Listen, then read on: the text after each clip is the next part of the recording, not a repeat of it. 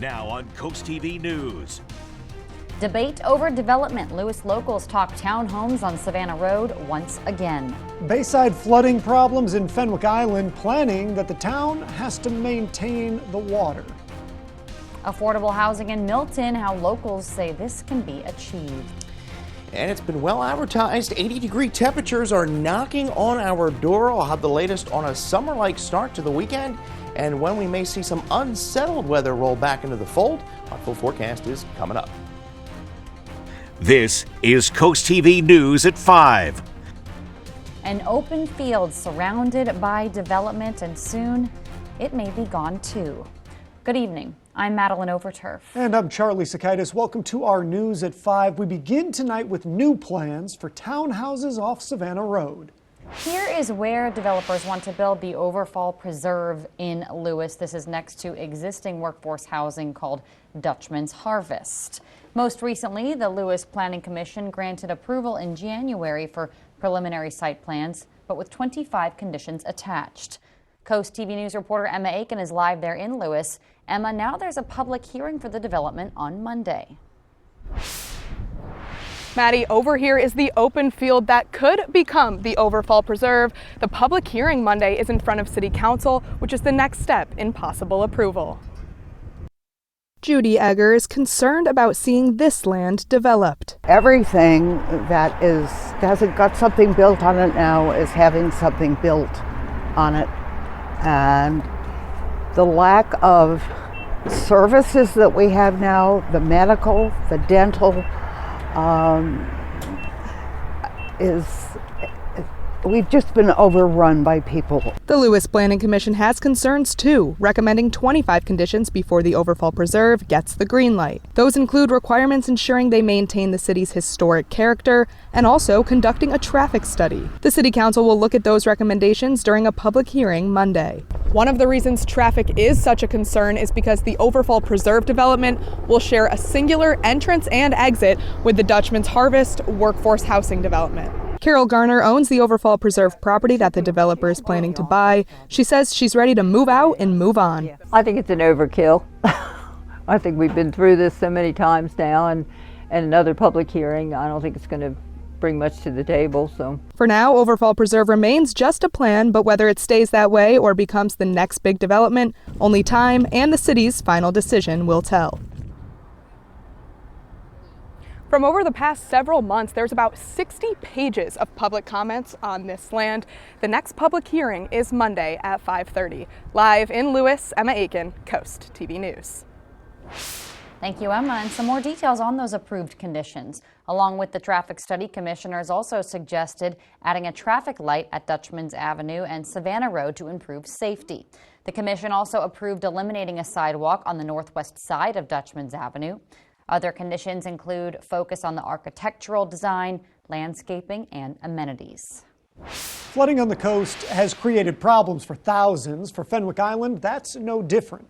The town has a flooding and stormwater working group that met today about the problems that flooding causes. Coast TV News reporter Brandon Ferguson is live in Fenwick Island. Brandon, today at the meeting, some people had some possible solutions discussed.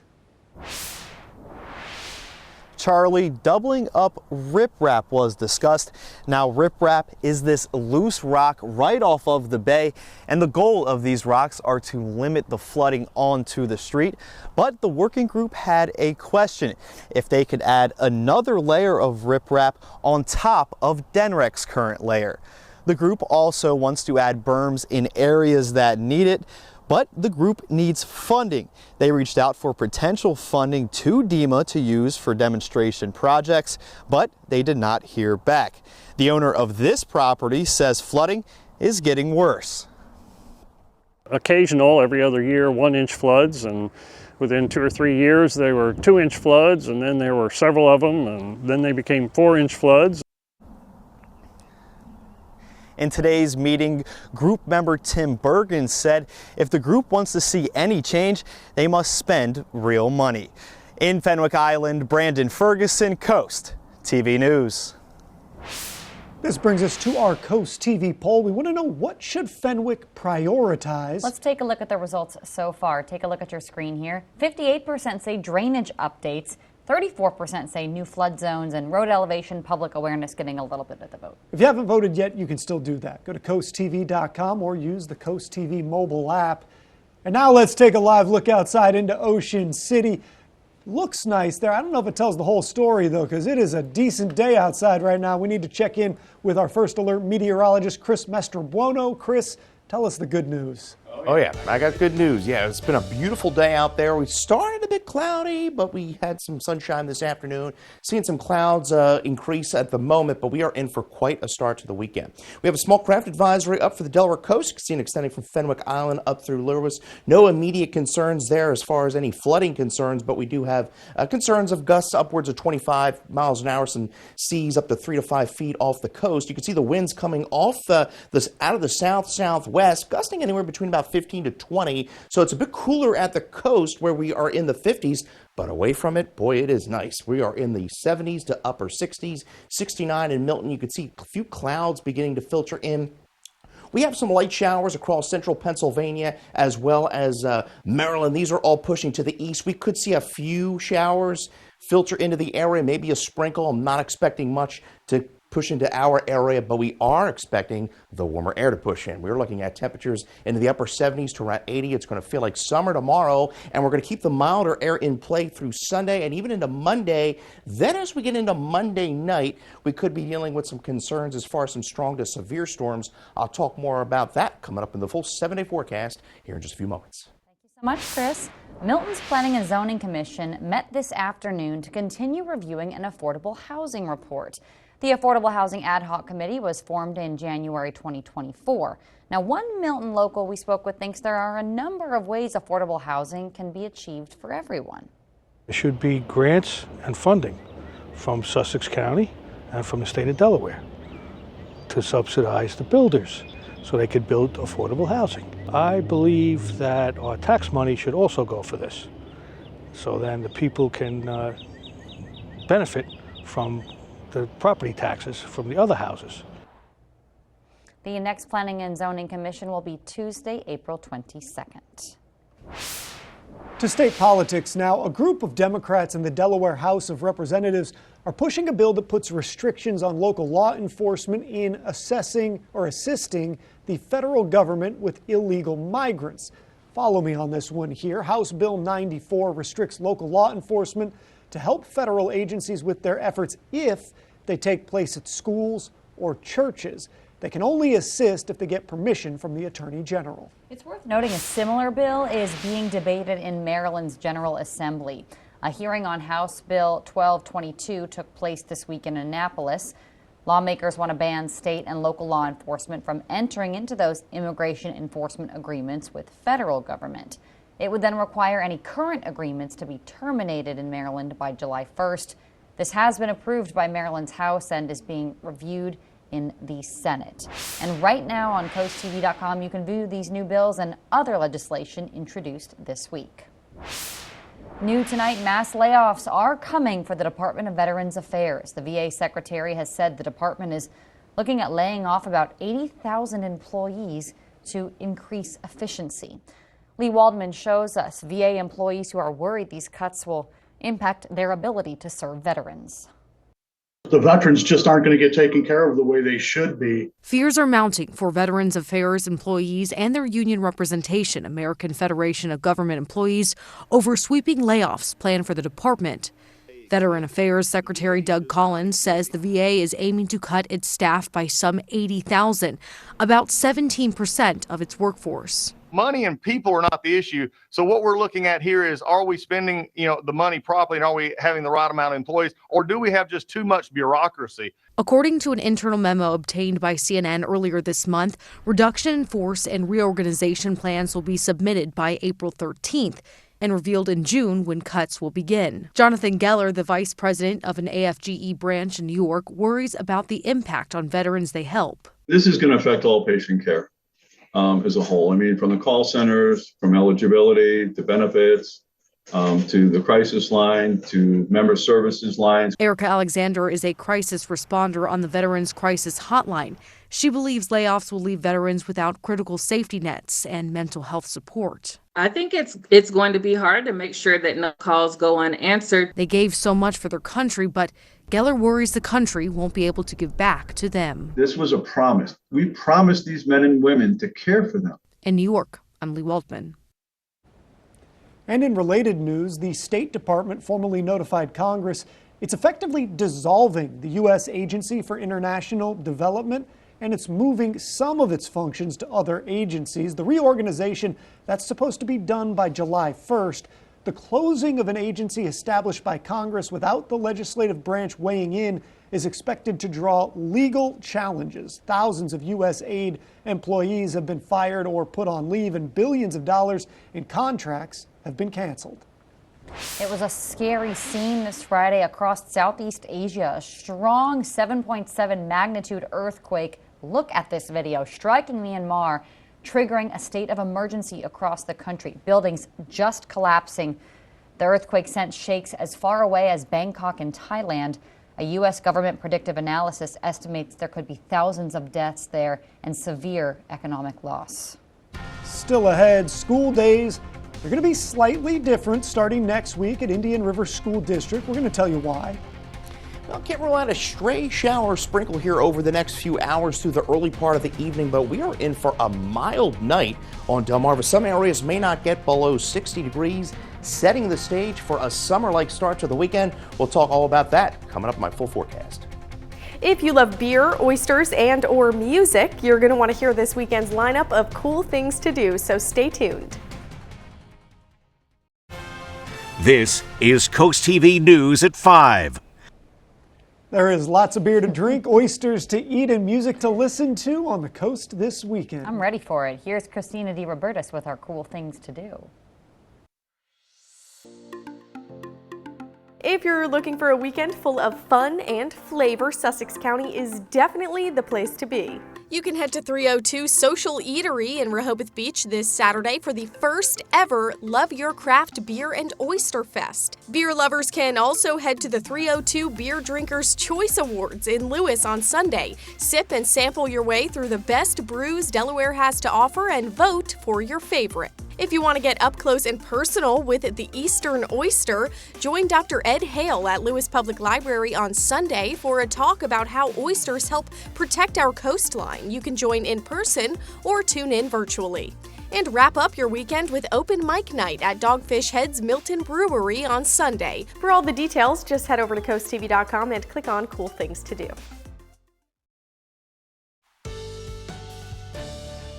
Well, today was a little appetizer for what's to come this weekend. It's going to feel quite, a little bit summer-like as we go into the start of the weekend. Here's a live look into Ocean View. Beautiful shot there. We're at 63 right now. You can see winds out of the southwest at about 7 miles an hour and a mild evening ahead as we fall into the upper 50s to around 61 by around 9. Can't run out a straight shower, sprinkle here over the next few hours. I think most of the area will stay dry, but you can see away from the coast, we're a good 16 degrees warmer in Salisbury and Georgetown, 13 degrees warmer in Cambridge than where we were this time 24 hours ago. You can see right now we're at 70 in Salisbury, we're at 69 in Seaford, we're at 70 in Redden, and you can see much cooler at the coast, 52 Ocean City to 54 in Bethany Beach. You can see those winds out of the southwest warming us up pretty nicely inland. At the coast, we are seeing gusts upwards of 17 miles an hour in Bethany Beach. High today, 71 after a morning low of 39, so well above that average high of 59. And we're going to trend even warmer as we start the weekend. Average high 80, the record high is 83, set back in 1945. So we are warm. A warm weekend ahead, 70s and 80s tomorrow. Can't rule out a straight shower into a Sunday. Most of the weekend is dry. The concern will be Monday, specifically Monday afternoon and really Monday night, where we're going to be dealing with a pretty strong cold front that comes through. Small craft advisory up for the Delaware coast. That's up through about 2 o'clock tomorrow. And then we have small craft advisories up from Ocean City to Chickateague and then as along the bay. And those run through 11 o'clock tomorrow. You can see some light showers, northern portions of Delmarva. some heavier shower activity in through central Pennsylvania, stalled out front across central New York, and all this shower activity is pushing off to the east, but the warm is going to be filtering in, and you can see this big ridge across the plains. We're in the 70s and 80s across Nashville and Atlanta, and that's the air that's going to be filtering in tonight and tomorrow. Overnight lows, as I mentioned, we're going to be milder than where we should be for daytime highs for this time of year. Some of us may not dip below 60 degrees tonight, and you can see the pattern. We see that high pressure off to Bermuda high. Typical pattern we see more in the summer. Highs tomorrow, 80 in Milford. We'll see 79 in Millsboro, 78 Cambridge. A breezy day, 78 in Princess Anne, and you can see winds out of the southwest, and you can see we'll start off with a few clouds tomorrow, but breaks in the sunshine tomorrow, and it is going to be quite warm. 81 Georgetown.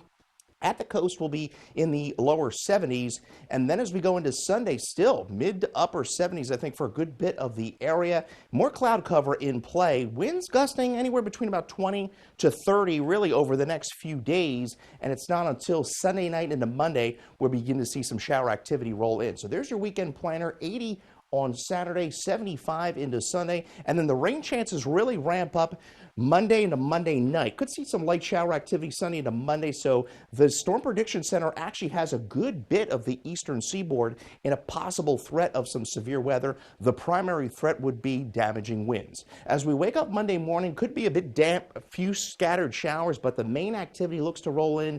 Looks like late Monday night into early Tuesday morning, we could see some rumbles of thunder there. Stacy Knapp of Georgetown, Delaware, you're the winner of our Paul Davis umbrella, and there's your 7-day forecast. We cooled down, a good 20-degree temperature drop from Monday to Tuesday, and then we warm things right back up. Then the next week, back in the mid to upper 70s. I love that 80, Chris. Thank you. Indian River School District taking a unique approach to its snow day makeup schedule. Starting Monday, the district will make school days longer by 20 minutes. The district says schools will communicate to families this revised starting, ending, and drop-off times, and it does base off that extended school day. And coming up today on the Delmarva Sports Network at 6 p.m., girls soccer when Indian River travels to Smyrna. Then the final score, that's at 10:30. On the DSN Plus app at 5:30, Milford and Sussex Tech and boys lacrosse. That's about to get going. And at 6, Decatur boys lacrosse and Kent Island. Coming up, unemployment worries. What is driving the highest unemployment concerns in over a decade? Stay tuned on Coast TV News at 5. According to a new survey, Americans are more worried about rising unemployment than they have been in over 15 years. The survey from the University of Michigan found consumer sentiment tanked 12% this month. Respondents blamed President Trump's trade war for their concerns. 2/3 of consumers expect unemployment to rise in the year ahead, the highest reading since 2009. Those worries come on top of increasing fears of higher inflation. In health news, Walgreens has agreed to pay millions more than $2 million to settle allegations that it overbilled Medicaid programs. Walgreens was accused of submitting inflated prices for certain generic medications to Medicaid programs in Georgia and Massachusetts over a 15-year period. As a result, the states claim their programs had to pay more for those drugs than they should have. In sports, U.S. and global basketball organizers in talks about a potential new European league. The NBA and International Basketball Federation say they might collaborate on the project, which they announced this week. They say that the plan is to work with European soccer clubs also. Organizers say European basketball is primed to expand its reach. We're taking a live look outside into Laurel. One more check on our forecast right after this. People can look up to the sky for something special this weekend. As Chris was mentioning, a partial solar eclipse will be visible Saturday morning, sometime before 5 and almost 9 Eastern time. That's when it will last. That's when the moon comes between the sun and the earth, blocking part of it. Now, experts say you need special glasses to view it. Chris, what are you saying about all this? Yeah, you know, I'm a little concerned that we're going to have a lot of cloud cover in play. Now, the further northeast you are, and especially up into Canada, the better shot you have of seeing this. Now, it's not going to be a full-blown eclipse like we had last summer, but for us, it's going to look like the moon is taking a little chunk out of the earth, a little bite out of the sun, excuse me, and you have to look between right around 6:52. So just after the sun rises, and then that eclipse will be ending just as we get into about 7 o'clock. You get your forecast anytime by dialing our First Alert weather phone. A nice 80 degrees tomorrow, 75 on Sunday. Watching for a threat of some strong to severe storms Monday night, and then we cool things down into Tuesday into Wednesday. Thanks, Chris, and thanks for joining us here for Coast TV News at 5. For more news, more local weather, download our Coast TV News app. Inside Edition's up next. And we're going to see you later tonight.